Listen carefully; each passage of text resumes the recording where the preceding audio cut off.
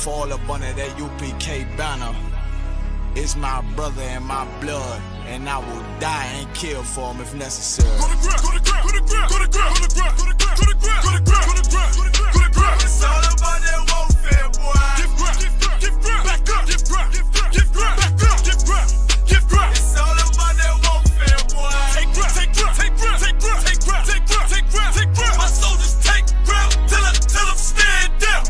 Take ground, take ground, take ground, take ground, take ground, take ground, take ground. My soldiers take ground till I'm stand down. Take ground, take ground, take ground. Now this ain't no movement, this a takedown. We will not be moved or intimidated. We ain't the type. You got a problem, tell them cross the fucking line. My niggas ain't polite. Soldiers to the left and right. I die for every man body. Before I be a coward, I'd rather be a dead body. This will be my kingdom when the hour pass. You can either get with it or get flipped like an hourglass. We live by honor and no excuse. Just sit the prayer up to the Lord. I told him, then let all the terrorists loose. Hold your tongue or get rebuked, cause you made a truce. With a race that made merchandise out of my abuse. Scared of who? You got your gun, then pull it. Me and my niggas start to argue, it's about who gon' bite the bullet. It gon' take ground, take ground, take ground. Opponents better move slow. Attack dog for this truth, nigga, cool yo. Go to ground, go to ground, go to ground, go to ground, go to ground, go to ground, go to ground, go to ground, go to ground, go to ground, go to ground. It's all about that warfare, boy. Give ground, give ground, give ground, back up, give ground, give ground, give ground, back up, give ground, give ground. It's all about that warfare, boy. Take ground, take ground, take ground, take ground, take ground, take ground, take ground, take ground. My soldiers take ground till I'm stand down. Take ground, take ground, take ground, take ground, take ground, take ground, take ground. My soldiers take ground till I'm stand down. Oh, thought you could cross us with no consequence, but you will pay dearly. You should've used your common sense. My zeal lit, that means you could never prevail. Hey, where the truth sit, hey, where warriors dwell. Be wise with them weapons, cause I promise. My nine just like my wife, she concealed, she modest. I know two things, a robber will not prosper. And any man harm me and my aunt, I'm gon' meet the doctor. Cause this life is warfare, it's not an easy walk. Been watching my people die, so you can miss me with that love talk. My UPK soldiers, any man try to cross your path, make him regret it. What that mean? Fall on his ass. Comparing me to you really ain't no contest. Long live one West. Say what? Long live one West. This for those who thinking we ain't ready for. Tell them back up. I'm about to drop something heavy for. Go to ground, go to ground, go to ground, go to ground, go to ground, go to ground, go to ground, go to ground, go to ground, go to ground. It's all about that warfare, boy. Give ground, give ground, give ground, back up, give ground, give ground, give ground, back up, give ground, give ground. It's all about that warfare, boy. Take ground, take ground, take ground, take ground, take ground, take ground, take ground, take ground. My soldiers take ground till I'm stand down. Take ground, take ground, take ground, take ground, take ground, take ground, take ground. My soldiers take ground till I'm stand down.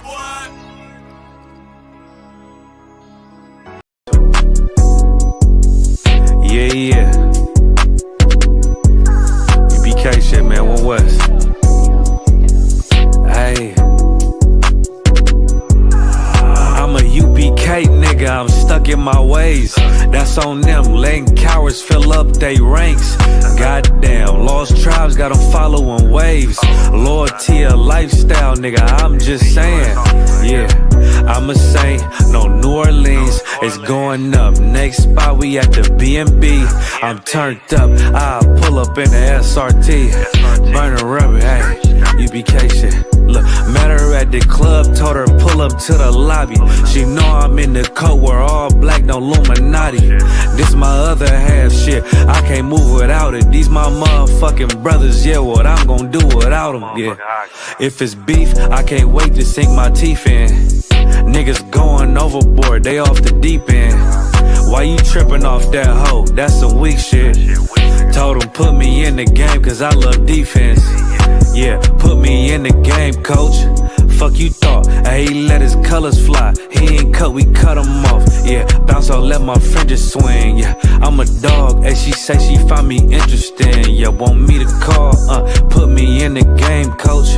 fuck you thought. Ayy, let his colors fly. He ain't cut, we cut him off. Ayy, bounce out, let my fringes swing. Yeah, I'm a dog. Ayy, she say she find me interesting. Yeah, want me to call? I ain't gotta settle. I got options, ma. No, I stand on business. My name not Tazar. I'll pop you with this pocket rock. Feed a nigga shells like a taco truck.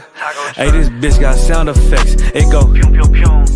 I ain't trippin' on no drink, got bottles in a room. I'm in Durham, North Carolina, bitch, it's 12 a.m. Look at them, they ain't none of us, and we ain't them. I told him, put me in the game, coach. Fuck you thought, ayy, let his colors fly. He ain't cut, we cut him off. Ayy, bounce out, let my fringes swing. Yeah, I'm a dog, ayy, she say she find me interesting. Yeah, want me to call, put me in the game, coach. Fuck you thought, ayy, let his colors fly. He ain't cut, we cut him off. Ayy, bounce out, let my fringes swing. Yeah, I'm a dog, ayy, she say she find me interesting. Want me to call, yeah. UPK shit, man, you already know what it is. It's the 55th annual Passover, man, turn up. We gon' do this shit the UPK way, not the other way. You hear me? Yeah.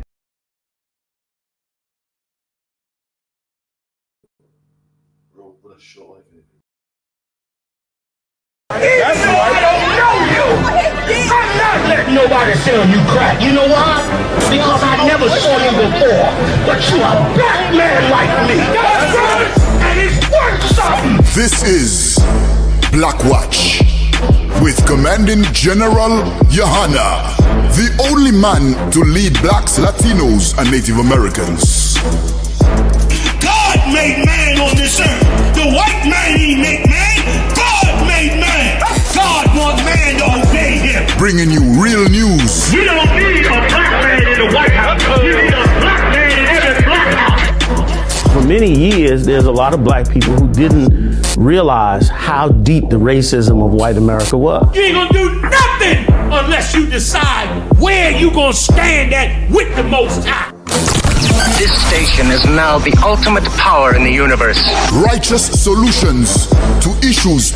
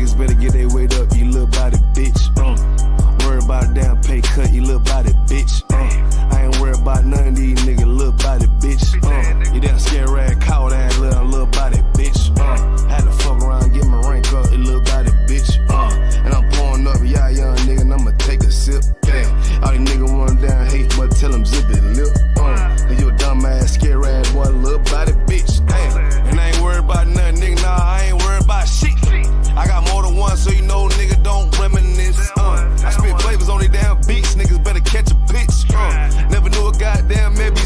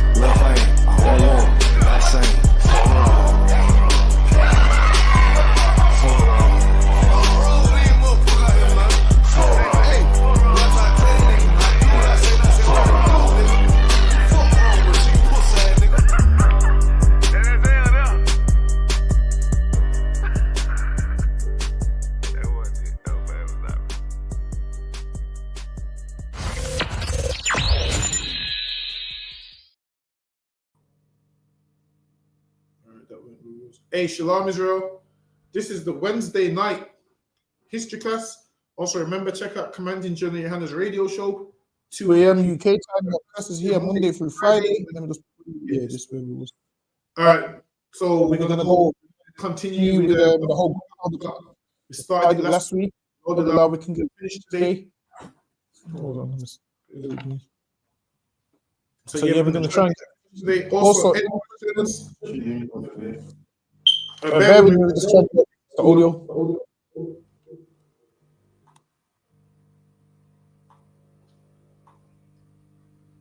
I feel like Shouldn't be. Well, you might have to pull yours at the stream. Because remember, if they're both in the stream and we're both here. Yeah, I'm muted. Shouldn't be done. You're talking. No sweat. Check. You working on? Good. The audio. Oh, actually, that's muted. That's only if you talk. If you get what I mean. So only if you talking through that one. If you get what I mean. Oh, I see why you talk now. 1, 2, 3. Where's it coming through? Try to listen to your laptop properly. Yeah. Hold on. Let me.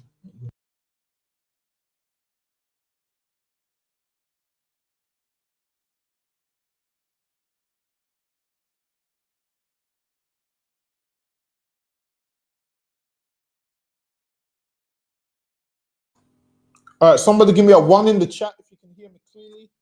We're just working out the audio. I believe we might be ready to go. Hold on, bear with me 1 second. What are the settings as well? See this USB. I don't think I can. You know, I got no mouse. Bear with me. Audio.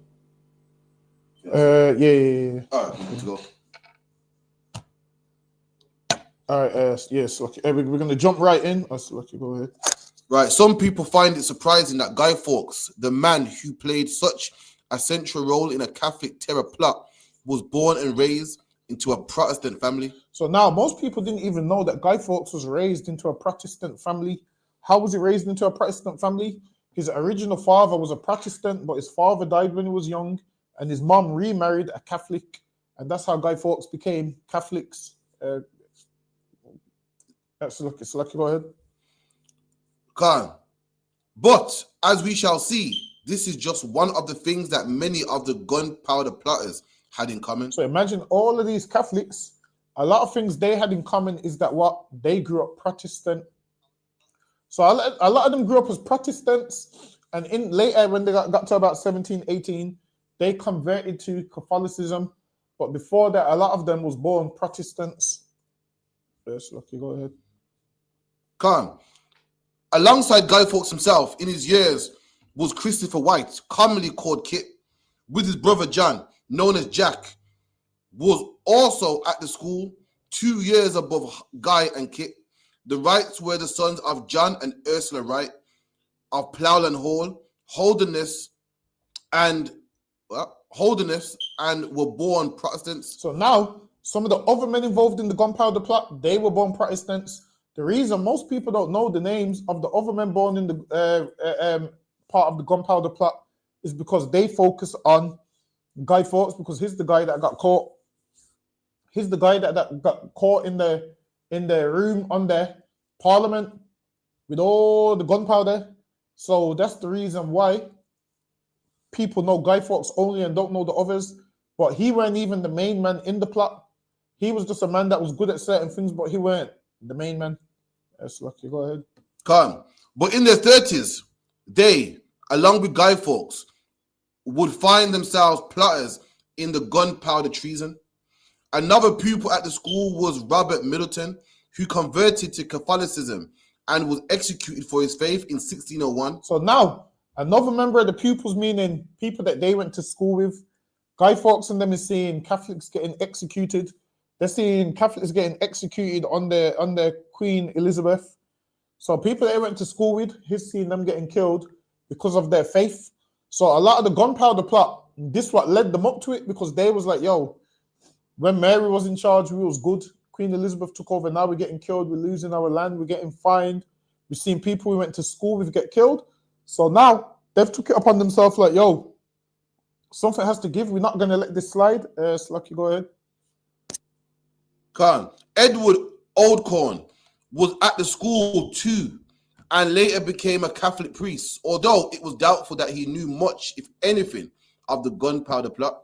He was linked to it at the time and executed in 1606. So now he was linked to the plot at the time, and he was executed in 1606. So now a lot of people was linked to this plot, and a lot of people didn't really know much about the plot. A lot of people knew but didn't want to know, because they even told Catholic priests what it was going to do. And the priest had to say, yo, you can't tell me, because if you tell me, I'm going to have to reveal it. So a lot of them didn't want to know. They knew what was happening, but they would rather not know. Because if you don't know, you can always say, well, I didn't know about it. So a lot of them wanted to not know. Yes, Lucky, go ahead. The gunpowder plot of 1605 is a perfect example of how interconnected life at a turn of the 17th century was, particularly for the Catholic community of England. Many of the plotters knew each other beforehand, as with Guy Fawkes and the Wrights, and many were related to each other by marriage. So can you read that one more time? The gunpowder plot in 1605 is a perfect example of how interconnected life at the turn of the 17th century was, particularly for Catholic community of England. Many of the plotters knew each other beforehand, as with Guy Fawkes and the Wrights, and were related to each other by marriage. So a lot of them was related. So a lot of them to school together, even they was related through marriage. So, okay, go ahead. Canada Council. In late 1587, or possibly early 1588, Guy Fawkes left York behind and went to live with his mother, sister, and nephew, a new stepfather, Salakia, initially at Pulling House in Little Trimble, and then in a much larger property they acquired in Scotland. This was to be a pivotal moment in Guy's life, for while his father had been a lawyer acting in the case of... So his father was a lawyer, but not a lawyer that you would think. His father was like a clergyman. So his father was like one of them Protestant men that would go collect the money of the Catholics. So that's what his father would do. Yes, Lucky, go ahead. Canada Council. Being a lawyer acting in the cause of Protestantism, his new stepfather was a well-known Catholic recusant. Indeed, Scotland was hotbed of Catholic recusancy, being home to leading Catholic families, including the Pullins and the Percys. So now these were home to Catholic families, including the Pullins and the Percys. And there was a man called Robert Percy who was big in this plot. So Robert Percy, he was one of the big men in this plot. They came together and said, yo, we're going to do ABC. And Robert Percy was one of them. So Lucky, go ahead. Canada Council. It seems that Dennis also succeeded in converting his wife, Edith, to the Catholic cause. Although she may have always harbored Catholic sympathies, but suppressed them to protect her first husband, Edward's position as an ecclesiastical lawyer. A list was made in 1604 of the known Catholics, i.e. the recusants in Yorkshire. So now, a list was made in 1604 of the known Catholics. So they had them on a watch list back then. So back then they had the Catholics on like a terrorist list, because they know, yo, these men got the potential to do something crazy. So a lot of them was already on the list. Go ahead. A list that features both Dennis Bainbridge and his wife. They are listed as Dennis Bainbridge, Gent, his wife, non-communicants. Go ahead. Many of the battles of the early years war involved sieges of various durations, with defending troops taking up positions in castles and fortified towers. Gunpowder transformed the art of the siege as well, as specialists in explosives would carefully position charges before firing them using a long train. A slow burning wick that would give the lighter time to reach safety before the huge explosions occurred. So now they would light a few. Well, they would light the string, and you know them cartoons where the string lights and it goes slowly before the explosives explode. That's what they wanted to do. So now that gives you time to get away before the explosion. So that's what they wanted to do. Because then it's like a firework. When you light a firework, it don't explode straight away. You have a bit of time to get out the way. So just imagine giant fireworks, these that had explosives, and they would need time to get away before it explodes. Lucky, go ahead. Given his later recruitment to the gunpowder plot and his noted presence at sieges such as Calais, it is likely that Guy Fawkes had become an expert in the dark arts of gunpowder. See, so that's why they use Guy Fawkes. Why? Because he had become an expert in the dark arts of gunpowder. Gunpowder is not a thing that any man could use. Like, you're just thinking, yeah, gunpowder, we can just use it and it works. No. There's certain things where you have to know what you're doing. Let the average man mess around with gunpowder, he's going to blow himself up, man. The average man is going to blow himself up. Now, he was a specialist in gunpowder because why? He was like, apparently was a good swordsman as well. Yes, Lucky, go ahead. Guy's prowess as a soldier is demonstrated by his rise through the ranks of the Spanish Army's English regiment. See? And Guy Fawkes was a man that was in the army. He was a soldier in the army, and he rose through the army because he was skilled at war. So don't think he was just some random man with gunpowder. He was a man that was actually skilled in certain things. Go ahead.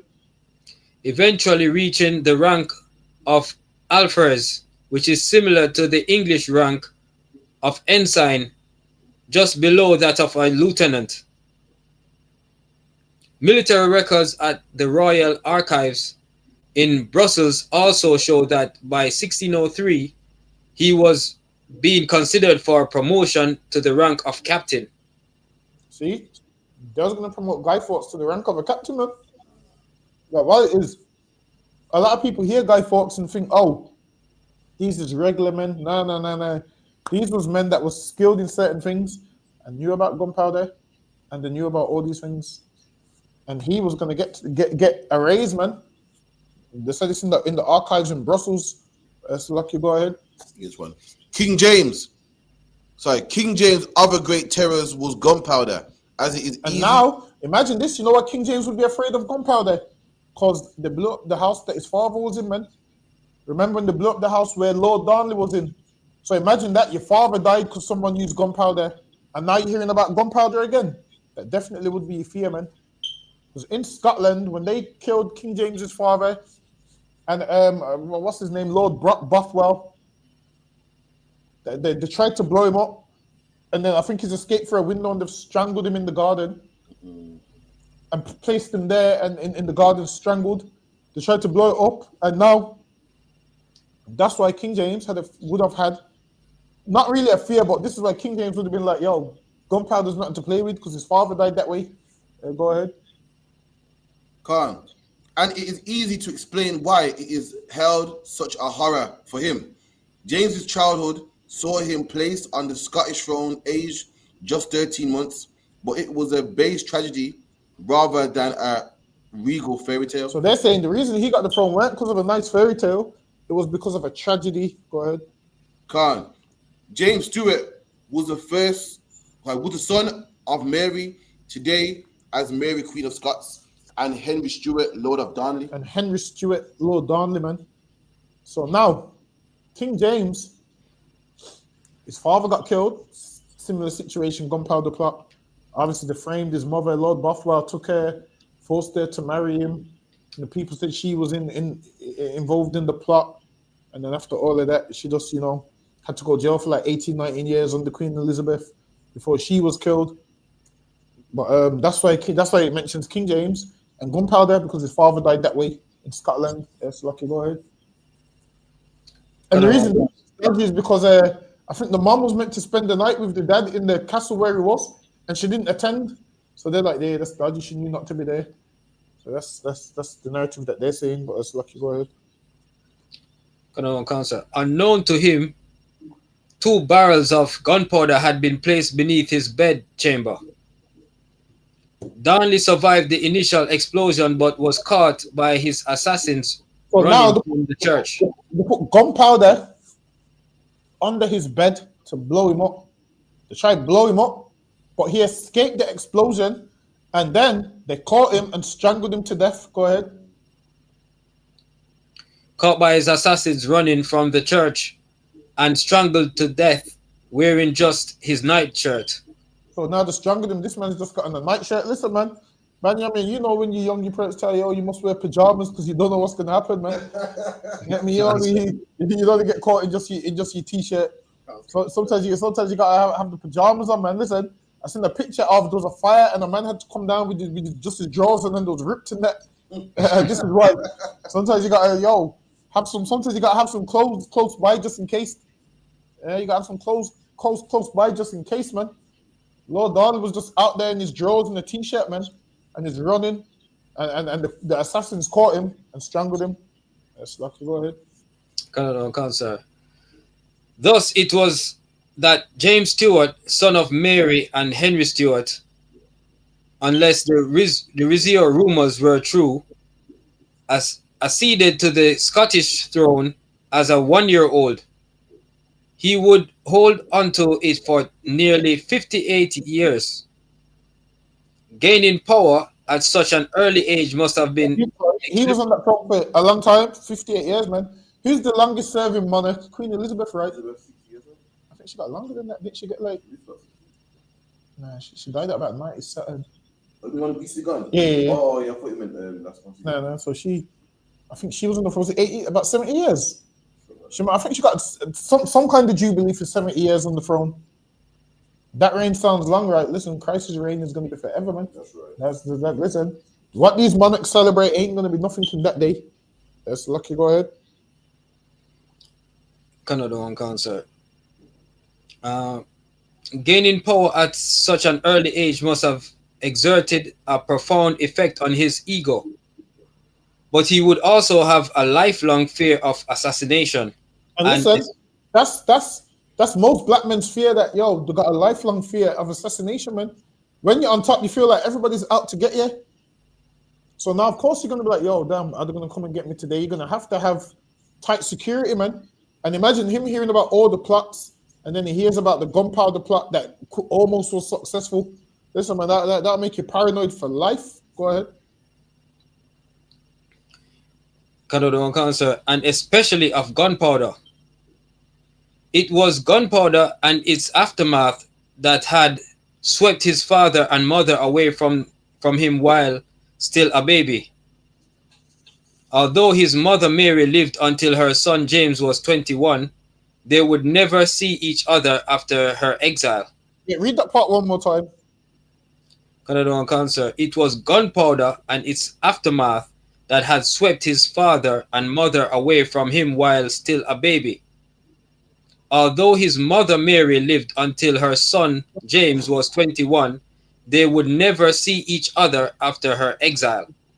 See? So when people say King James had sex with his mom, stupid, don't make no sense. His mother was took away from him when he was a baby, and they would never see each other after her exile. So much that when Mary used to send letters to James, to her son, the people in charge of delivering the letters wouldn't let him get the letters, man. She used to write letters and talk about, I miss you, I ain't seen you from you as a baby. And he used to want to speak to his mom, and they used to be like, nah, don't. There's a lot of people in between that mother and son relationship. So when people say, King James had sex with his mom and killed his mom, that's a lie. First of all, King James ruled Scotland, and Scotland didn't have no power over England. England and Scotland weren't linked at that stage.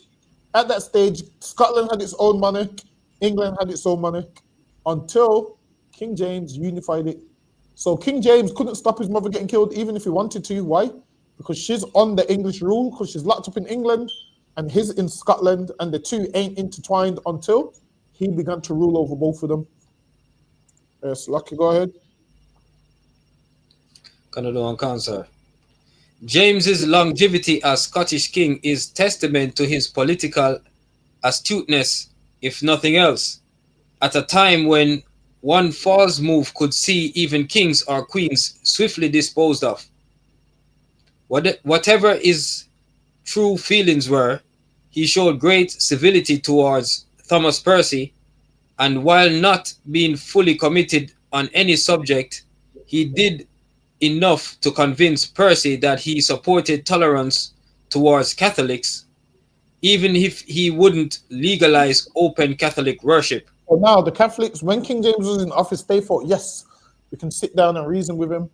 And he showed them tolerance. But after a while, they weren't happy with what was happening. They thought, yo, we're getting a new monarch. Everything is going to fall into place how they wanted it. But obviously it didn't. And then that's why they was mad at King James. And they felt like, yo, he tricked them. Go ahead. Thomas Percy was elated at the conversations he had with the king, and the news spread throughout the Catholic community. Percy spoke to King James and he spreaded some information like, yeah, the king said us Catholics can blah, blah, blah, blah, blah. And that wasn't true. But it spread throughout the Catholic community and they was all excited thinking change is going to come. Go ahead. Whether by Chinese whispers or by Percy's own exuberance, the half promises and suggestions of the king became amplified. That's it, and that's Lucky, sir. Lucky, go ahead. He made Mr. Thomas Percy very generous promises to favor Catholics actively. So now they said King James made them promises to favor Catholics, and people always get caught up with that. Like if you vote, you hear them talking about, yeah, because if you vote for this, this is going to happen. You get generous promises, and then when it don't come to fruition, you be upset. So Thomas Percy sat down with King James, thought Catholics was going to get a better life. It didn't turn out so. Go ahead. Come, and not merely to free them from the bondage of persecution in which they were then living. So the Catholics felt like they was in bondage and under persecution. Go ahead. Indeed, he would admit them to every kind of honor and office in the state without making any difference between them and the Protestants. At the last, he would take them under his complete protection. The king promised all this and much more than I write here. So now he wrote this to Catholics. Yo, the king promised this, and this is what he said will happen. He will take us under his wing, and he promises us protection. That's what they believe they was promised. As like a word. Come. Not only that, but in order to make himself more acceptable to the Catholics, the king pledged his word as a prince. He took Percy by the hand, then he swore to carry out all that he had promised. So now Percy's gone back to the Catholic community and said, yo, King James promised us blah, blah, blah, blah, blah. He promised us we're going to have a better life. Promised us they're not going to oppress us. They're not going to treat us bad. He promised all of these things, and they fell for it. So Lucky, go ahead. Whether he shook Percy's hand or not, James certainly didn't put anything in writing. See? So listen, whether he said that or not, we will never know because we wasn't there in the 1600s. But now King James never put nothing in writing, which means more than likely he didn't say it. Yes, Lucky, go ahead. Come. Nevertheless, Catholics began to look forward to his presumed succession, particularly as it was popularly believed that his wife Anne of Denmark had secretly converted to Catholicism. So they believed that his wife Anne of Denmark secretly converted to Catholicism, and then they was like, yo, his wife's a Catholic, so he's going to have a soft spot for us. So that's what they're thinking. His wife's a Catholic, so there's going to be a soft spot. Yes, Lucky, go ahead. Senior figures at the Vatican even believed that James himself, following the example of his wife, might one day convert to the old faith, but in this they were sorely disappointed. See, so they thought, yo, even King James might become a Catholic. So they're thinking England's going to become back a Catholic country, and they're all going to live great, and his wife's become a Catholic, so he's going to become a Catholic, and they're looking at it like that. They're getting their hopes up, thinking about this great change that wasn't going to come. Lucky, go ahead, Benjamin. Canada and Cancer. Not all Catholics believed King James' supposed plans for tolerance, and although he did initially put an end to the fines for So he put an end to the recusancy, fines. Remember, we looked at the price of the fines last week. Them fines was expensive, and he put an end to it. Go ahead. friendly relations with Catholics did not last long. If anything, the persecution soon grew in severity along with the fines. The new king also brought Scotland and England together in a new union and sealed peace at last with Spain. This was the deadly So now, combination. Slovakia, sorry. read that part one more time, Slovakia. If anything, the persecutions soon grew in severity along with the fines.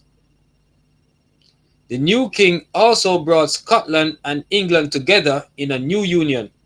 So he brought Scotland and England together in a new union, meaning he unified Scotland and England. Go ahead. And sealed peace at last with Spain. Why? Because if you remember anything about Elizabeth, her and Spain had the Spanish Armada, and then he's made peace with Spain. So guess what? Now, when the Catholics was going to use Spain to come and overthrow England, King James made peace with Spain. So now these Catholics can't get help from Spain no more. And it happens all the time. Once countries unify, you can no longer get help from that country because they're cool with the monarch of your country. So now these Catholics now, they can't get help from Spain no more. So what do they have to do? Take it upon their own hands. So now they have to come up with the gunpowder plot. Go ahead. This was the deadly combination that led directly to the events of November 1605. So now this is what led to the events, because now Spain's cool with England, and they hated that because Spain was against England. Why? Because Spain was Catholic, England was Protestant. But King James, being able to unify places, he made them all cool. Yes, Lucky, go ahead. August 1604, the Treaty of London was signed at Somerset House. This brought to an end 19 official years of Anglo-Spaniard War. See, so now they signed the treaty. This brought to an end the English versus Spanish War, meaning they was warring for 19 years. King James came in office, spoke with the Spanish, and brought that to an end. Go ahead.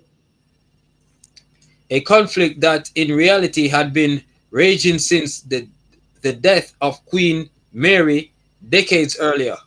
See, and this was raging since Queen Mary, because Queen Mary was Catholic. She died, and her Protestant sister got the throne. So that's when that war started. Go ahead.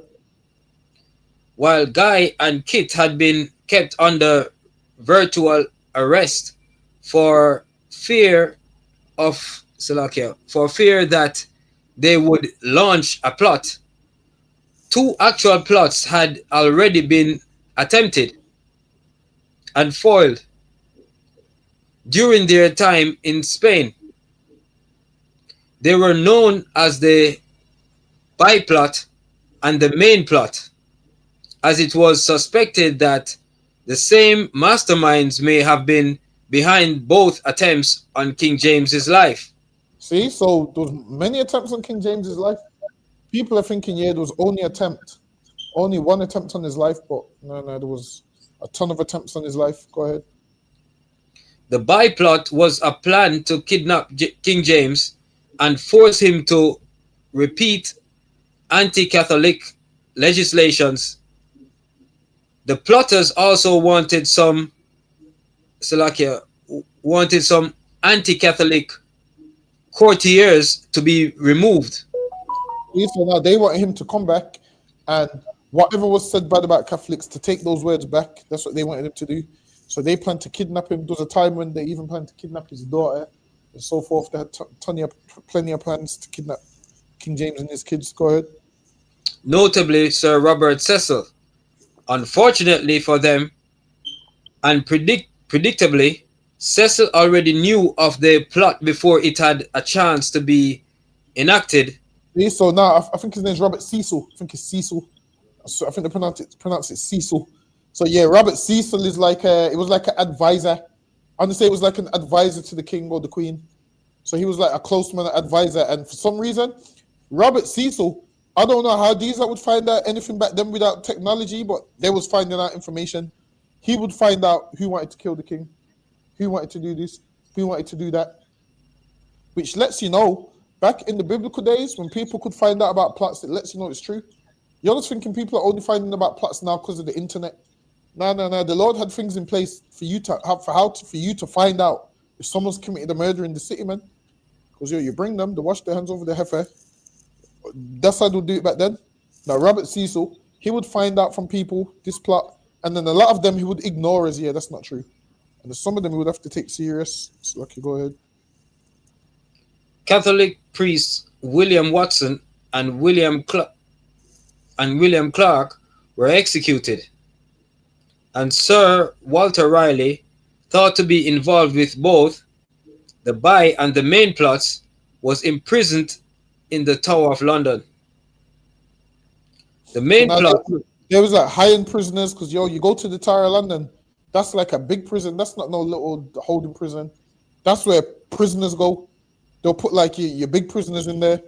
If you go to the Tower of London, it's because you committed some mad crime and you're a big prisoner, and they need guards 24/7. It's like maximum security. Go ahead. The main plot of July 1603 was thought to be the work of Raleigh and Henry Brooke, Lord Cobham, and its aim was to assassinate King James and replace him with his Catholic cousin, Lady Arbella Stuart. So now they wanted to assassinate King James and replace him with his Catholic cousin. So because England used to be a Catholic country, they wanted a Catholic monarch. Listen, them Catholics and Protestants used to go to war, man. They used to kill each other.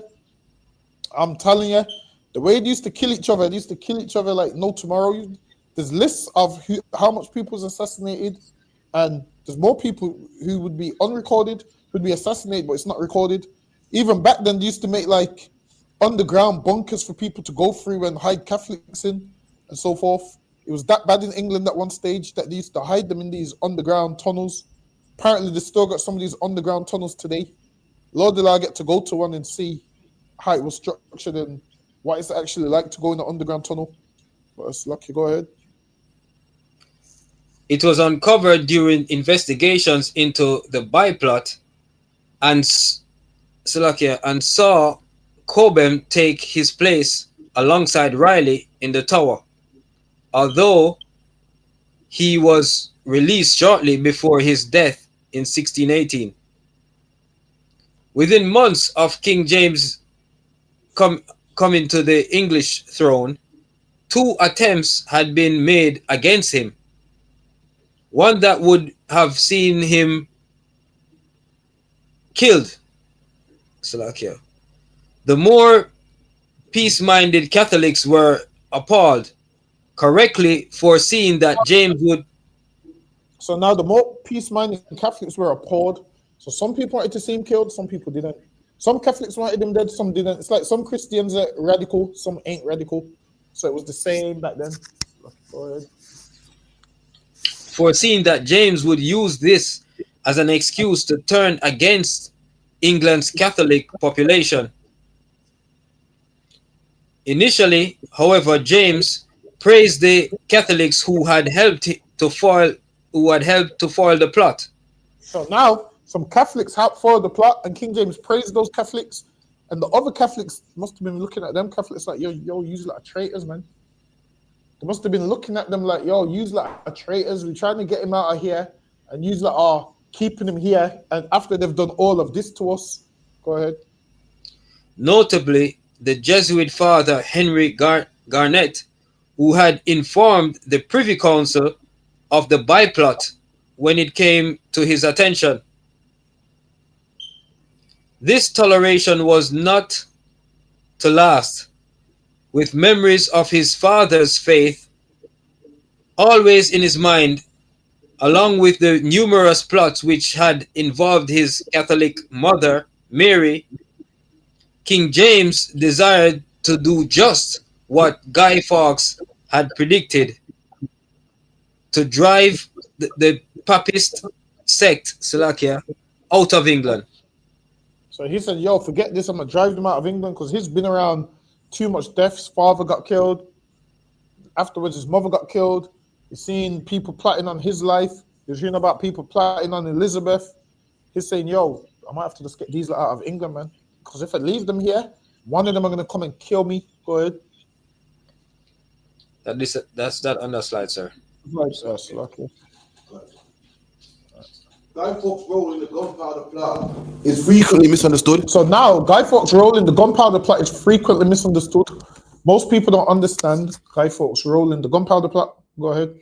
In one of two ways, his role is often downplayed so that it becomes little more than the muscle of the operation at the periphery of its planning. He was more than this. Alternatively, some people think of him as the leader of the plot, but while he is certainly the most famous or infamous plotter, that position was held by Robert Catesby. See, so there's another man that was head of the operation, and it was Robert Catesby. He was head of the operation. People think Guy Fawkes was in charge. No. He's the most famous or infamous. Why is he the most famous? Because he got caught in the thing. He got caught, so that's why. Go ahead. Catesby was a complicated man, a charismatic leader who could make people bend to his will. It was Robert Catesby who would seal Guy's fate and who in 1605 came close to destroying the whole ruling class of England. Listen, man, they would have destroyed the whole ruling class of England. Why? Because they would have destroyed all them niggas that was in Parliament, man. All of them that was in there that day would have been blown to smithereens, man. They said that the explosion would have been so bad. And if that happened, that would be something that England would speak about continuously, man. They would speak about it continuously. That would be so horrible. Imagine if that happened, and then in the history books, guess what? We would go to camp and say, yo, you want to know why you're a Catholic? Because this happened in 1605, and this would be the story of what happened. And then Catholics would have to answer for how they got the throne and how they turned England back to a Catholic country. Like, I wonder what lie they would come up with. Surely they would have to wipe it out of the history books. This ain't something that you could keep in the history books if it happened, because people's going to say, okay, so you like blew up a king and made England Catholic, and that's why I'm a Catholic. So if that plot didn't happen, so it would have been a Protestant. And what you'll find out is most of our parents from England and grandparents in Jamaica, because they're a colony of England, they was Protestants. Why? They was Church of England. The reason being is because England was a Protestant country. Now, if England was a Catholic country, they would all be Catholic wearing rosary beads, talking about Mary. Listen, if that happened and England was a Catholic country, all you niggas would be doing Lent. Every last one. It sounds crazy to see a black man doing Lent. It's rare because there's not a lot of Catholics in England. But a lot of you would be celebrating Lent and all of those things if their plan came to fruition. But Slocky, go ahead. Slocky, sir, if I may, they would on November the 5th, they would be celebrating what they'll be doing, celebrating the Wicca Day, Slocky, sir. So I'm saying that day they would be celebrating Bonfire Night in reverse. They'll be celebrating the Explosion Day or whatever the hell they would call it. Put it this way, the press would give it some fancy name that makes you think it's right to just go murder who you want. They'll give it some nice name that, in their mind, which justifies them just murdering who they want to murder. But it's like, you go ahead. Come on, sir. Catesby had revealed his intentions to Jack, and it was a plot both carefully targeted and yet ridiculously broad and ambitious. Catesby had known for a long time that killing the king alone would not be enough, a view shared by Guy Fawkes as he spurned a golden opportunity to kill the king not long before the plot was due to be enacted. See, so they knew killing the king wouldn't be enough. Why? Because Guy Fawkes had an opportunity prior to kill King James. Because Guy Fawkes was at like a wedding and it was stood right next to King James, right next to him. He had an opportunity to kill him, but they understood that killing the king ain't enough. They needed to get rid of the whole ruling class. So there's no one that's going to offer resistance. Go ahead. No, to gain tolerance and equality for Catholics, not only the king, but all his ruling lords and counselors must be destroyed completely. So they wanted to kill the king, his lords, and his counselors. So they wanted to kill the men that was in his court and everything. Because they know we get rid of all of them, we're good to go. And that's what they wanted to do, get rid of all of them. So go ahead. It must be a blow so complete and terrible that the function of the government would be stopped altogether. They wanted to kill everything. Go ahead. Leaving a void that Catesby could fill with a Catholic puppet of his choosing. He was going to put a Catholic puppet in office that he chooses, that he could control, that he could go to them and say, "Yo, do this, do this, do this." He's like the puppet master. They're on the string, and he's the puppet master. Go ahead. So, lucky, sorry if I mean so. So he'll use the puppet so that most people wouldn't know that he was behind the plot. Exactly. Would say Slovakia. And also, he wanted to put someone in office that he could control. That's what he would do. Go ahead. Because Slovakia, sir. Because I would say, why wouldn't him and Guy Fawkes wouldn't assume that like being ahead of the parliament? Because the reason being is because in order to sit on the throne, you have to have a certain king lineage. So they know they couldn't just sit on the throne, because what will happen? Someone will one day say, "Well, you did it. Let me kill you and sit on the throne." So they believe that the kingship is ordained by God. So then that's why they was going to get another Catholic monarch from somewhere else to put on the throne. So they was going to get the next Catholic heir in line. So that's what they was going to do, get the next Catholic heir in line, and then that one would sit on the throne. Because a regular man can't just kill a king and sit on the throne. Why? Because if that could happen, Oliver Cromwell would have sat on the throne. But he didn't. What Oliver Cromwell did was had all the perks of a king, but it was never the king. He was just Lord Protector and Governor. He called himself Governor and Lord Protector. Yes, lucky. Go ahead. Testimony summed up Catesby's plot as he revealed it to the men he recruited. Thus, Catesby decided after much reflection to gather together all the enemies of the Catholic religion in England and get rid of them in one single blow. Liberty. So now, he said, "I'm going to get rid of them in one single blow." At that time, no one knew what he meant. Listen, he meant gunpowder, man. He meant, "I'm going to get rid of them with gunpowder." It's lucky. Go ahead. Liberty to be restored to Catholics with no resistance. To carry out this resolve, the best way seemed to him to await the reassembly of Parliament, when the three estates of the realm would be together with the king, councillors, Puritans, and bishops. These were all of them determined that in that time a place they would give the final death blow to the Catholic cause. As we have said, in that same moment of time, the plotters hoped to bring upon their heads the evil they had designed for others.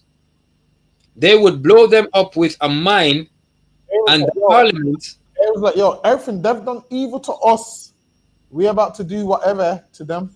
We're gonna blow them up, man." That's what they're saying. Go ahead. They would blow them up with a mine, and the Parliament House along with them. And they said, "Blow up the Parliament House along with it." Imagine House of Parliament. They was gonna blow all the up, man. Go ahead. In this way, the authors of those most cruel laws would be removed along with the very place where they had been made. Go ahead. By this means, he, Catesby, also thought that no leader would be left to oppose the papists. So a papist is like a Catholic, a strict Catholic. So now they was like, yo, once we blow them all up, there's going to be no one left to go against us. So the plan was to blow them up so they could obviously take over England. So Lucky, go ahead. But what exactly was he being recruited for? Primarily, he was recruited because of his experience in mining and the use of explosives. Understand this? This was a proper plot. This was a paid plot where, yo, you do this, we do that. They recruited him. Why? Like, understand this? They weren't recruiting people with no skills. They was recruiting people who are skilled. They're recruiting him because why? He knows how to use explosives, which lets you know not every man can use explosives. It's like, really? Not every man should use fireworks? Some people blow their hands off, man. Not everybody should use fireworks because they don't know what they're doing. But Guy Fawkes knew how to use explosives, and he was recruited for that reason. Let's look. Go ahead. Because of his experience in mining and the use of explosives gained in encounters such as the Siege of Calais. It's all too easy, however, to dismiss this as Guy's only role. For as Thomas Wintour said in his meeting with Hugh Owen, he was wanted not only to oversee the execution of the plot, but for his counsel and help in organizing it. That's it on that, sir. That's it, Lucky. Go ahead. Before mass was said, the 5 conspirators had gathered in another room for an essential part of the proceedings. It was there that Guy Fawkes and Thomas Percy placed their hand upon a primer, a book of prayers and devotions to be said at certain times of the day, and repeated what Catesby, Jack Wright, and Thomas Wintour had already done: an oath of fellowship and an oath of secrecy. See, so they took an oath of fellowship and an oath of secrecy. So they took the oath, and one of them in there broke the oath, and that's how people knew about the plot. They took this oath of secrecy that they're not meant to say nothing, and one of them broke the oath, and that's how they got caught. Go ahead. They swore before the others present, but more importantly, before God himself. See? So they said, we swear to God, we're not going to let nobody know nothing. Go ahead. That they would keep secret whatever they were about to hear, on pain of death and eternal damnation. Swords were unsheathed before them as a symbol, unsheathed before them as a symbol of what anyone who broke the oath could expect. And they pulled their swords out the sheath, and now they're looking at each other saying, yo, if anyone breaks this code, death is what you're going to get, man. It's like a man pulling a gun at you and saying, yo, if someone finds out about this. So they unsheathed their swords, and they all swore this secrecy, and someone found out about the plot. Why? Because this secrecy, someone breached it and went and told somebody else. Go ahead. But it was the thought of punishment after death that carried the most weight. And for most of them, they didn't care about dying, but the punishment after death for revealing the plot is what carried more weight for them. So they was like, yo, we're not going to reveal this plot, because if we do, we're going to go to hell. So a lot of them wholeheartedly believed they're going to go to hell, so they're not going to reveal the plot to no one. Go ahead. So like I say, for me, that hell would be Hades. According to them, it would be Hades, and what's the next one they believe in? What's the one where you were in the middle? Purgatory. I think in Purgatory. Yeah, you're in Purgatory, and then I think if you're good, you make it to, I can't remember what it's called. There's 3 places. There's one below. Purgatory's in the middle, where you're there until you're good or whatever. Then you go to heaven, some nonsense like that. But yeah, that's what Catholics believe. That's what England would have been believing if this plot had happened. It's like, you go ahead. The oath was taken without any hesitation. They took it without hesitation. I broke it without hesitation. So okay, go ahead. without yet being told the plan. So imagine this: they took the oath and didn't even know the plan. And when they found out the plan, one of them broke it. So okay, go ahead. Guy had pledged his silence and his life. From what, Salakia, from that room, the five entered mass with Father Gerard, the communion, bread, and wine, further sealing the new bond between them. See, and that's how you know when people do communion with a little piece of bread and a little sip of wine, they get that from Catholics, man. Fake Israelites actually do that, and it comes from Catholics. Like communion just means coming together and eating, man. Communion is just coming together. That's what it is, man. They think communion is eating a little tight slice of a tiny piece of. I can't remember what they call the bread. It's got, I think there's another Christian Catholic name for it. I can't remember what they call it. But they eat a little piece of bread and drink a little shot of wine, and they think that is eating and drinking. That ain't no eating and drinking, man. It's lucky. Go ahead. Go ahead. So like I say, for me, is their version of the Last Supper. Yeah, that's what it is. That's their version of the Last Supper. They don't know that at that Last Supper, Christ had wine and all of that stuff, man. Wine, lamb. They don't know he was eating the Passover, man. But it's lucky. Go ahead. Canada one concert.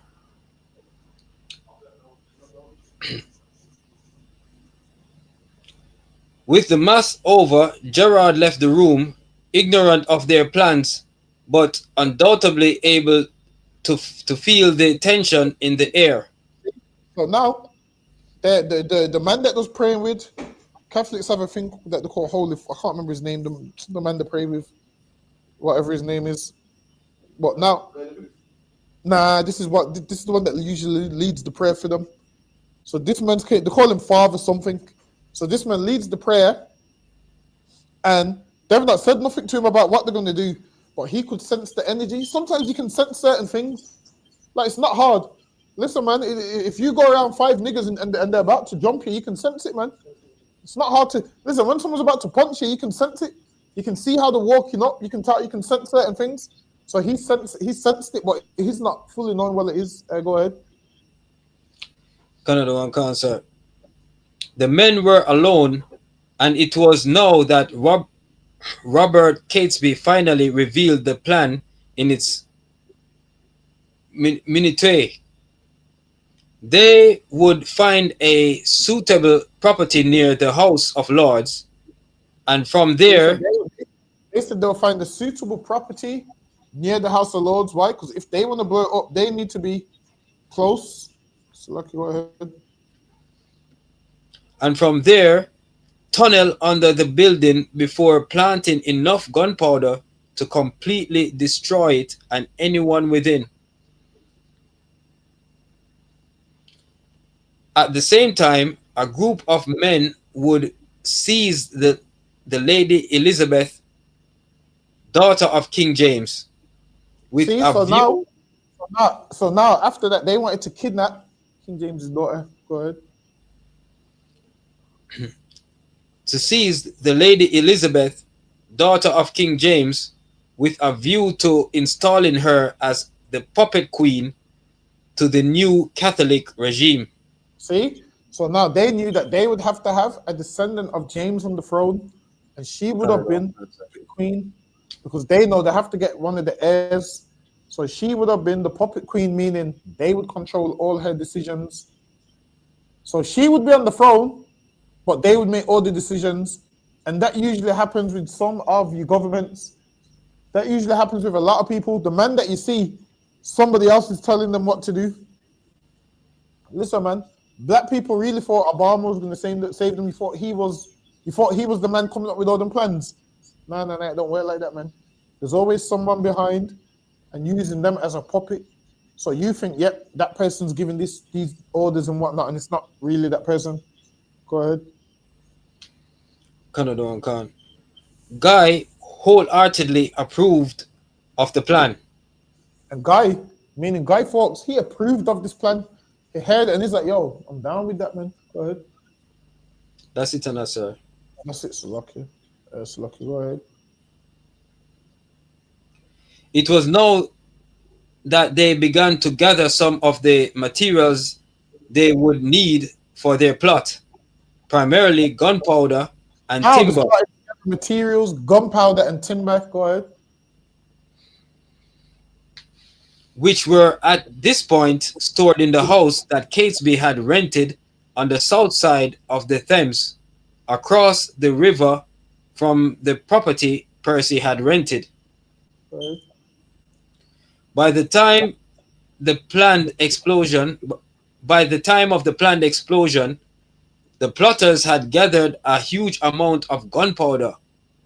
It is estimated that they had around 2.5 tons contained in 36 barrels, and that this was more than 25 times the amount needed to bring down the House of Lords. So imagine that. They had more than 25 times the amount needed to bring down the House of Lords. Go ahead.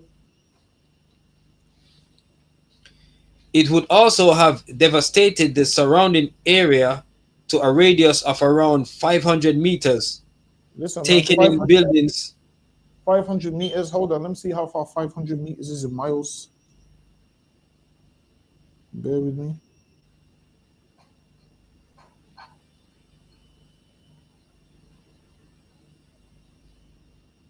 Oh, that's not that far. But what?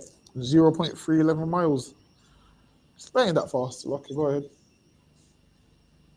Canada and Cancer, taking in buildings as far away as Westminster Abbey.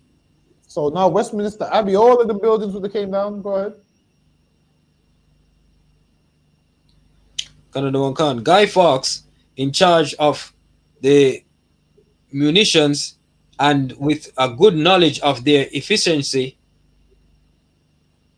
could have ordered this extra gunpowder to make allowance for the effect that damp condition. Guy Fawkes. That part's going into. He had extra gunpowder because if the gunpowder is damp, it's not going to work. So that's what that part's saying. So lucky, go ahead. As he started at the pile of barrels. He knows the expert because a regular man wouldn't know that. A regular man wouldn't even think about what if it's damp. A regular man would just think, yeah, it works. Go ahead. As he started at the pile of barrels hidden by timber on that fateful night in November 1605, a faint smile may have crossed his lips. This indeed would blow them back to their Scottish mountains. If what you got to remember is, a lot of the people in England was prejudiced towards Scottish people. They just didn't like Scotland. So imagine this, you're an Englishman and you're hearing about a Scottish man's going to run England. You're not. You're going to like it, man. It's like, just think of it like this. You know how black people get when they hear Peter Andre is playing a black man in Jamaican? Black people are like, yo, this is crossing the line, man. You know how white people get when they heard a black person was playing, what's the Little Mermaid? When they hear black men are playing the Anglo-Saxon movies, they start getting mad about it, man. These lot felt the same way when they're seeing our country is an English country and it's going to be run by a Scottish man. Back then, other countries didn't like other countries. They would look down on certain countries, and English people look down on Scottish people. So, Lucky, go ahead. One of the subjects discussed by the six was what to do after the explosion had taken place, and specifically how they would be able to get their hands on a member of the royal family that they could then use to further their means. Now they know if they kidnapped a royal, they could use that to further their means. Go ahead. At this point, it was suggested that Percy, who was a gentleman pensioner, had easy access to the palace, would enter it and snatch the 6-year-old Duke Charles. Now they even planned to kidnap Charles I, man. They said, yo, you have access to the palace, so you can go and snatch up Charles, and then they was going to take him and make demands. Go ahead. Later to be King Charles I, under the guise of taking him to taken into protective custody against any potential threat to his life. Now they was gonna plan to blow up that, and then they was gonna plan to, you know what, yo, Charles, come with us. They're out to get your life. Come with us. And they was gonna kidnap Charles, and that's when they would have furthered their demands. Now these Catholics make out like they're so religious. Not these ones here, man. You tell me how religious they are and whatnot. I don't think they are, man. Based off this, they ain't religious at all. They wanted to kill and kidnap kids and do everything that they know they're not supposed to do. That's lucky. Go ahead. That's lucky, sir. If that plot had gone through, as you said, the probably to this day, the when this country becomes Catholic and everything, we're not even sure if they would have spoken up if they were a part of the plot or reveal the plot. So lucky, sir, because it based on their plot, nobody would know, and the country would just be Catholic, because they use a puppet and pull the strings. So lucky, sir. Exactly. That's what I'm saying. England would have changed from a Protestant kingdom to a Catholic one overnight, because they already planned, yo, we're gonna get men to start an uprising. So now they plan to blow up that and start uprising at the same time. But obviously it just didn't go to fruition. Yes, lucky, go ahead. Guy's role within the plot had been further extended. A ship was to be held in readiness in London. After firing the slow match, Guy would make his way to this boat, which would take him to the continent once more. So now, after Guy Fawkes was to blow up them, he was meant to make it. He was meant to jump on a horse and make it to a boat and get the hell up out of England. Go ahead. It would then be his job to make contact with the Pope in Rome, presumably through the auspices of the Jesuit superior in the city, Father Pearsons, and explain why they'd acted as they had. Guy would then rally the English exiles in Rome and Flanders ready to support Catesby and others if required. He was meant to go to Rome, speak to the Pope, and then all the exiles that was living in Rome. Why was the exiles? Why? Because they was kicked out of England. So he planned to go there and bring all the exiles back so they could fight the remaining Protestants that was here. So lucky, go ahead. Father Garnet and Robert Catesby were well known to each other. Catesby had provided the priest with shelter under his own roof on many occasions. Catesby reasoned that if he had Garnet's approval of his plot, he could use this to allay the fears and misgivings that anyone else recruited to the plot may have. He also knew, however, that Father Garnet was unusually peace-loving and conciliatory for a Jesuit priest, so he would have to be approached carefully. A meeting was arranged between the two men on the 8th of June, 1605, probably in a room within an inn. After copious amounts of wine, Catesby dropped a question into the conversation: whether the church thought it was lawful to kill an innocent man or men for the greater good.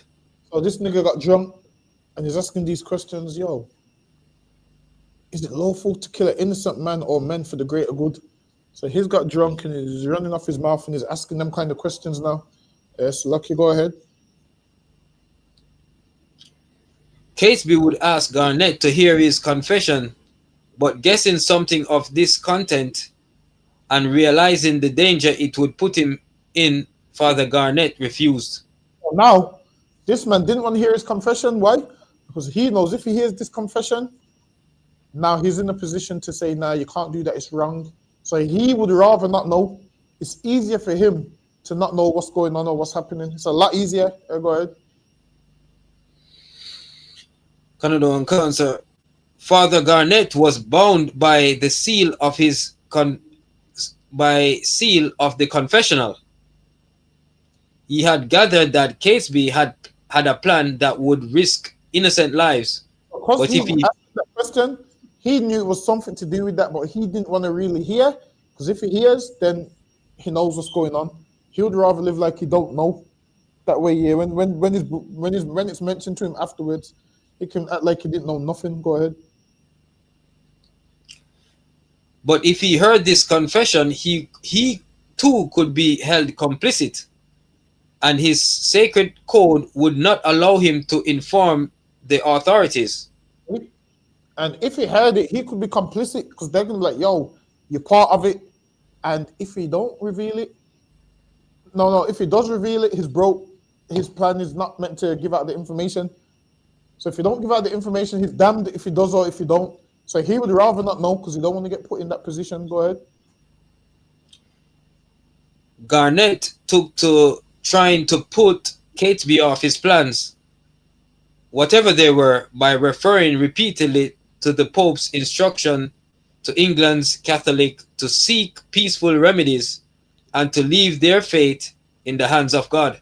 So he told them to seek peaceful remedies, and these men didn't want a peaceful remedy. That's not what they wanted to hear, man.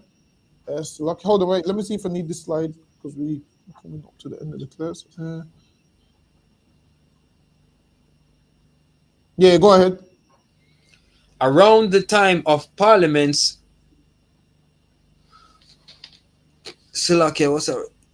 Around the time of Parliament's prorogation, Guy decided to make a further check on the cellar and the gunpowder within it. He had placed certain indicators invisible to others that would show whether anyone had entered the chamber. But now he had certain indicators to know if anyone had entered the room. So you would put like little things in place where only you would know, like you'd put like something behind the door. So if that door's been opened, it moves a little bit further back. You'd be like, hold on, I didn't leave it there. So certain little things in place. Most people do it with their house to put certain little things in place so you know if something's been touched. Go ahead. Just think Matilda, the woman used to leave the chocolates in a certain place, man. What's her name? Miss Trunchbull. Miss Trunchbull smelt the box and said, yo, someone's ate one of these chocolates, man. There's certain things that people put in place where they will know. You won't know, but they will know. Listen, if you got any older siblings, they know if you've been in their bedroom or not, because they know, I didn't leave the bed like that. I didn't leave this like that. I didn't leave the curtain like that. Go ahead. But was relieved to find that no one had been inside during his months spent overseas. So he was overseas and now he's relieved that no one's even been in that room. Go ahead. Guy was also concerned at the effect that the damp conditions could have taken on the gunpowder, although the cellar was not as wet as the tunnel they had been working on. So now they was digging a tunnel. So in the beginning, they're digging the tunnel, trying to get right on there where they were trying to blow up. Go ahead. It was still affected by the proximity of the River Thames. Opening the barrels and testing the powder by rubbing it between his fingers, Guy realized that some of the powder had deteriorated to the state where it would be unreliable. How would he know? Because he knew about explosives, man. Guy Fawkes was a terrorist, man. Like that's the only way I can put it. Guy Fawkes today is what a terrorist is. Go ahead. Cancer. And so, with the assistance of Slovakia, realized that some of the gunpowder had deteriorated to a state where it would be unreliable. And so, with the assistance of Thomas Winter, he replenished his stock. Meanwhile, Mr. Fawkes and myself alone bought some new powder, as suspecting the first to be dank, and conveyed it into the cellar and set it in order as we resolved it should stand. So now they brought new gunpowder. Go ahead. There was one man as yet that Catesby had not called upon, and that he knew was wealthier than anyone yet recruited. So now he And needs to recruit rich men. Why? Because they're running out of money. So now he needs to recruit a rich Catholic man that's willing to put some money in. Go ahead. And so on 14th October, at the Catholic Lord Storton's house, Catesby recruited his cousin Francis Tresham. Tresham was not only rich, having married wisely, as well as inheriting property from his father. So now he was rich because he married wisely, meaning married a woman that's got money, man. Listen, women try and do that. Women try and marry wisely so they can get a man with money. Go ahead. In reverse, he married wisely, got him a woman with money. Go ahead. As well as inheriting property from his father, Sir Thomas Tresham. He had also proved his worth to the Catholic cause. He, alongside Catesby and others, had been involved in the Essex Rebellion and imprisoned for it. And he had also worked alongside Catesby in sending Thomas Wintour to Spain. Tresham was also a well-connected family, with two of his sisters being married to the Catholic Lord Storton and Monteagle, respectively. Why then was Francis Tresham added to the plot as an afterthought, Tresham, a last resort? Now they call the letter the Monteagle letter because those Catholics that worked in that House of Parliament and his sisters was married to them. So he tried to warn them, yo, don't go Parliament that day, something's going to happen. And that's how the plot was revealed. So, Lucky, go ahead. Tresham complied with neither of these requests, although he later admitted giving a little money to Thomas Wintour. Tresham questioned the validity of the plot, asking if it was right that Catholic lords who would be in Parliament that day would die along with the Protestant lords. See, and there was like, yo, he understood the Catholics who was in the house that day, House of Parliament, they would die along with the Protestants. Go ahead. It was a question that others in the plot had already raised with Catesby, and while Tresham spoke up for his brothers-in-law, his brothers-in-law was going to be there. Now he knows his sisters are going to be heartbroken if their husbands die, man. So he's in a position like, oh shit, I need to find a way for them not to go there. Go ahead. For his brothers-in-law, Sturton and Monteagle, other members of the plot championed Lords Vaux, Mordaunt, and Montague, and Thomas Percy stood up for his longtime master, Earl of Northumberland. Catesby responded that it was a shame if they were to die too, but that to warn them directly risked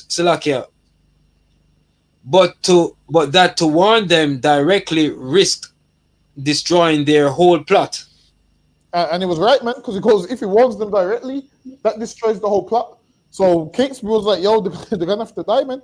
He's like, yo, they're going to have to be collateral damage because we need to rule, and some of them just are going to have to die so we can get this rule. Because if we warn them, that's going to expose the plot. Go ahead.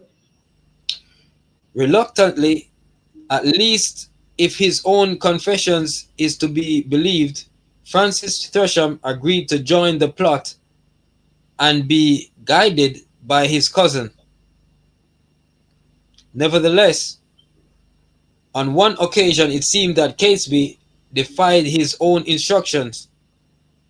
Lord Montague, the man who had employed Guy Fawkes at Cowdray House, testified that he chanced upon Catesby while walking in the Savoys, a Thameside area of the Strand, on 15th of October. Perhaps Tresham's pleas a day earlier were fresh in Catesby's mind, for he stopped Montague and said, "The Parliament, I think, brings your lordship up now. I think your lordship takes no pleasure to be there. And now he told them, yo, he's basically said, yo, there's something going on there. You don't want to be there. Now, if someone says that to you, you'll be like, yo, what do you mean by that? Hey, go ahead. On one reading, an inconsequential chat, but on another reading, a thinly veiled warning for Lord Montague to stay away from the opening of Parliament. And now they tried to get him to stay away from the opening of Parliament. Why? Because he don't want him to die and get blown up. So he's trying to tell him subtly like, yo, don't go that day. But obviously someone tells you don't go somewhere on a certain day, you're gonna be like, yo, why? Okay, go ahead. As it happens, Viscount Montague did not attend Parliament on 5th of November. If it was a coincidence, it was a costly one, for it placed him under suspicion. Because he didn't attend, because he told him not to attend, it placed him under suspicion. And that would place anybody under suspicion. I mean, some people's like, yo, because on the day of the Twin Towers, some people didn't come to work. So they was like, yo, that's dodgy. That is, how did they know not to come to work that day? So there's certain things where something happens, you're going to be under suspicion. They'll be like, hold on. And you know why you'll be under suspicion? Because they're going to be like, hold on. So you knew and you didn't want nobody else. Everybody will look at you like, damn, what a horrible human being, man. It's lucky, go ahead. My lord, out of love I bear to some of your friends, I have a care of your preservation. Therefore, I would advise you as a tender, Slakia, as you tender your life, to devise some excuse to shift your attendance at this Parliament. For God and man have concurred to punish the wickedness of this time. And think not slightly of this advertisement, but retire yourself into your country, where you may expect the event in safety. For though there be no appearance of any stir, yet I say they shall receive a terrible blow. This Parliament. It says they shall receive a terrible blow. That's what it says, man. They shall receive a terrible blow. So they was gonna blow them up, man. Go ahead. And yet they shall not see who hurts them.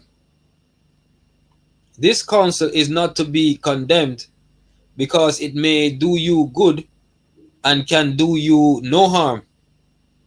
For the danger is past as soon as you have burnt the letter. And so I now hope, they said burn this letter afterwards. Go ahead.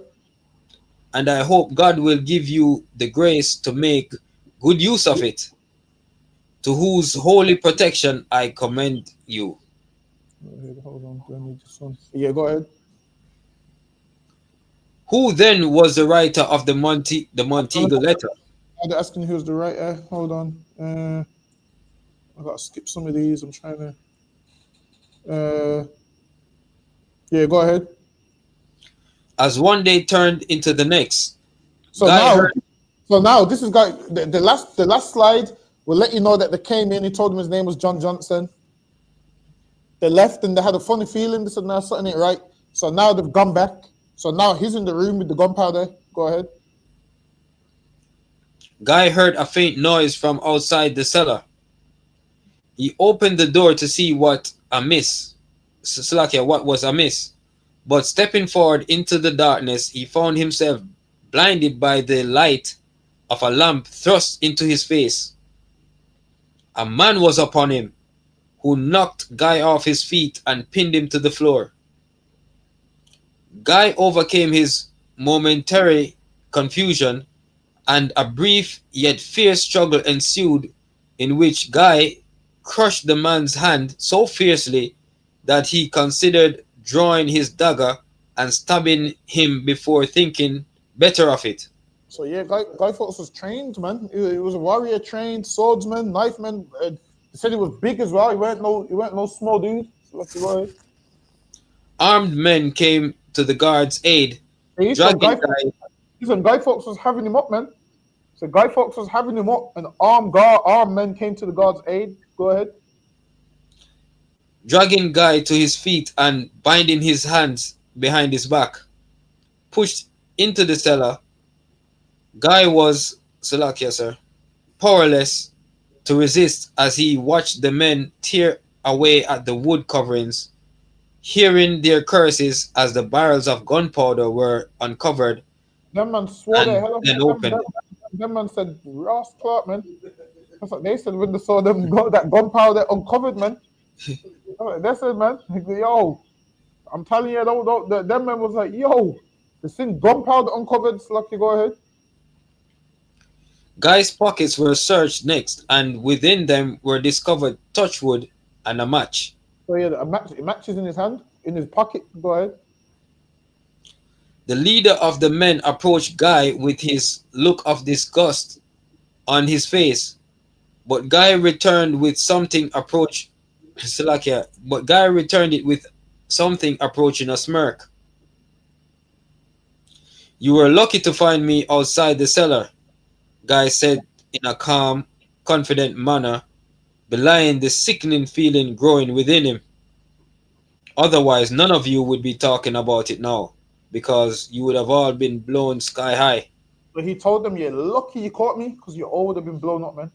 He said, "You're lucky you caught me, because all of you would have been blown up." Yes, lucky. Go ahead. The first instruments of torture used upon Guy Fawkes were the manacles. So now, back then they had a punishment called the manacles. Go ahead. These were chains fastened to the wall that were then attached to the wrists, leaving the prisoner's arms vertically extended. The prisoner stood on a series of wicker steps, which was then removed so that the whole of his weight was placed upon his arms, wrists, and hands. In Guy's case, we hear that he was suspended by his thumbs for hours. So now they pinned him up by his thumbs, man. Imagine his thumbs is holding his whole body up. They pinned him up by his thumbs. Go ahead. For hours on end. This was the gentler torture prescribed by the king. Guy would have felt the same sensations related by Father Gerald as he looked back to the time when he himself had been manacled in the tower. Now they're talking about, hold on. Yeah, go ahead. Guy endured the same pain and met it with the same resolve. After being released from the manacles, he was then held in the cell known as the Little Ease, just 4 feet high, 16 inches wide, and 2 feet long. It was designed to prevent prisoners from being able to stand up, lie down, or sit in comfort, and must have been especially painful. Imagine this, you're in there, you can't sit down, you can't stand up, you can't sleep, you can't lie down. Everything you're trying to do, you can't do it because it's too small. That's where they had him, man. Lucky, go ahead. For a man of Guy's tall stature, the terrible trial of the manacles, and the threat of worse to come were added beatings and deprivation of sleep, light, and Beat food. him, let him sleep, put bright light on him, put him in the dark. Go ahead. And yet, Guy still refused to be bowed. And Guy Fawkes still didn't grasp. Why? Because Guy Fawkes thought, you know what? They've got me here, but there's going to be an uprising, so they're going to come and get me. He thought, you know what? If I hold out and don't say nothing, the Catholics are going to come and rescue me. Until later on, he found out that, yo, they know about the uprising. They've captured all of them. That's when Guy Fawkes knew this is over for him. Go ahead. On 8th of November, Ward wrote to Robert Cecil to report on his prisoner's steadfastness and obstinacy in the face of torture. And listen, man, my man is not folding. Oh, so lucky. Listen, we're up on the time. We're gonna have to. I don't even know. We're up on the time. Clap it up. I can't even read this on the press. All right, so lucky. Go ahead, Benjamin. You can call it. You know to call it, right? Got it on count, sir. Oh yeah, go ahead. You can call it. Men of Israel, I Madiam. I'm Madiam Sabat. I'm Madiam. Barak. Yahaba Shimia Shai Barakatha. Yahaba Shemir Shabrakafam. Yajad Mata. Class dismissed. Well, again, Benjamin. S. Lucky Captain, stay there 1 second, Benjamin. He just needs to ask. Hold on. Let me see if we can end it on my screen. Oh, I can't even do it. You able to do it on the. Well,